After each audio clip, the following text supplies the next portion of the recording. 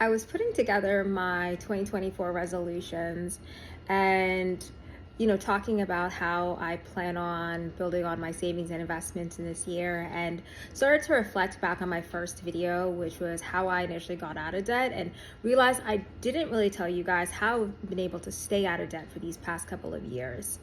Now, what I learned really quickly is that a lot of the principles that have kept me out of debt are the same ones that got me out of debt in the first place. So I just want to kind of summarize them for you. And the first one is who you follow matters. I saw that whether it was on social media, different friends that I was hanging out with, I was often around folks that kind of encouraged, more spending, whether it was folks that would actively share the newest, latest product with me, or folks that were like, hey, we got to do this. And I was always the yes friend. I'm the person you call when you want to get out of the country. I'm the person you call when you want to go on a shopping trip. I was the person you called when you wanted to go grab brunch. And being that yes friend meant that I was taking on a lot of expenses that truly were not in my budget, sometimes unknowingly, right? And also I was consuming a lot of social media content that encouraged, hey, buy this, buy that.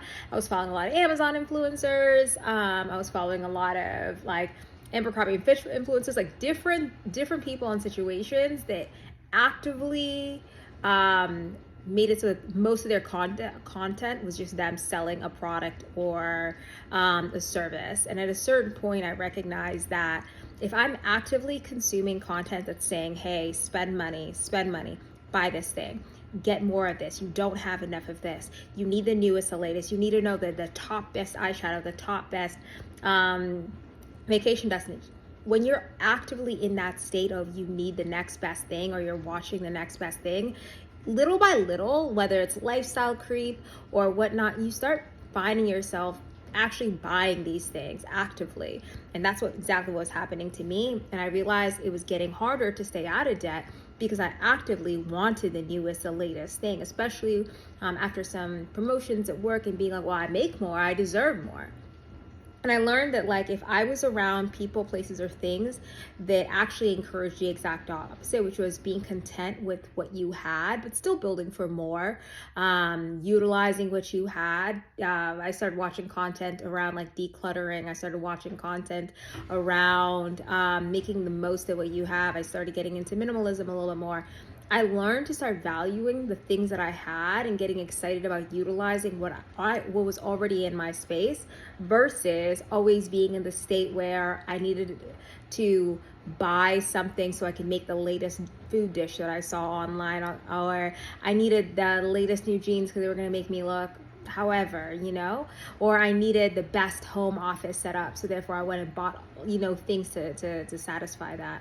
Like, taking a second to unfollow things, people, or places that encourage you to spend what you simply should not be spending can actually help rewire your brain, especially once you then counter that with following people who encourage the exact opposite, following people who encourage maybe minimalism or decluttering or panning or using what you have. Like, being in that mindset definitely changes what you prioritize, because what you consume often becomes influential to what you prioritize spending your money on. The second thing that I think is been a game changer for me is I budget about a year in advance. Before, and for a lot of folks, they'll budget, hey, it's what I'm going to spend this for these 2 weeks for this paycheck that's coming up. They might budget a month out. What I learned is whenever big things happened throughout, the course of a year, those big things were what often wreaked havoc onto like my bank account and my savings. Like, for example, if it was someone's birthday, or if it was a wedding, or if it was a vacation, or if it was like my car needing to be serviced, or if it was moving, things that I probably knew were going to happen because I know my friends' birthdays, I know when my car needs to be serviced on average, I know when my registration is due, I usually know early enough if I'm gonna go on vacation that year or not. Like, when you can plan for it and it becomes significantly less of a surprise, and you're able to adequately space out when you will spend or not spend in order to save up for that thing. So for me, I started budgeting a year out, and that was a game changer for me. So from now on, like, my yearly vacation wasn't a surprise. So I spent several months preparing for it, and I knew what months I needed to be more lean whenever it came to my spending, and what months it could be a bit more flexible. Getting, gifts for people that matter to me during the holidays was less of a surprise. Therefore, my budget I wasn't pulling from my savings randomly that month just because I didn't have enough in my checking already allotted for that specific, spend. Preparing for a year in advance just like puts you in a position where you'll also have less anxiety about upcoming expenses because you have a plan to take care of them. Or hey, a year out, I won't, or 6 months out, or 4 months out, or 5 months out, I actually won't be in the position to do the thing that you want me to do. So I'm going to politely decline. A great example is I had a friend invite me on her wedding cruise, and I would have loved to be there. But when I was looking at my year-long budget, I had several other really big ticket items that honestly, like, I could not, say no to those things. Those are things that I had to do. Therefore, I had to, politely decline and say, hey, I cannot be a part of this thing that's going to cost me about several $1,000s because I already have all these other big expenses. And therefore, I know that by saying yes now, I will only be saying no to something really important also as well later on, but I can be involved in this other way that makes financial sense currently. Last thing is, like, learn to loud budget. Someone said that on TikTok, and that has really stuck in my head, but it's so important to just simply be transparent about what is and isn't in your budget. Like, learning to simply be like, hey, the funds aren't looking where they need to be for me to be able to be involved in that, or I can't, whatever, helped me no longer be in positions where, because of maybe my own pride, because of maybe my own personal feelings, I wasn't willing to just simply say no. I wasn't willing to say, I can't be a part of that. I can't spend money in that way. I can't pick up that check.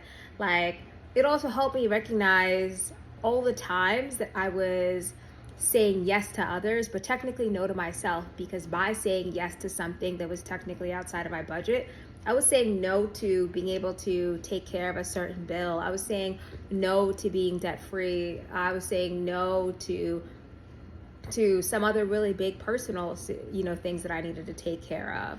Like, this past year, because I was able to budget ahead, like, I was able to do so many things that naturally I'm not able to do in 1 year. I was able to travel to 9 different countries. Why? Because I had pre-planned for it.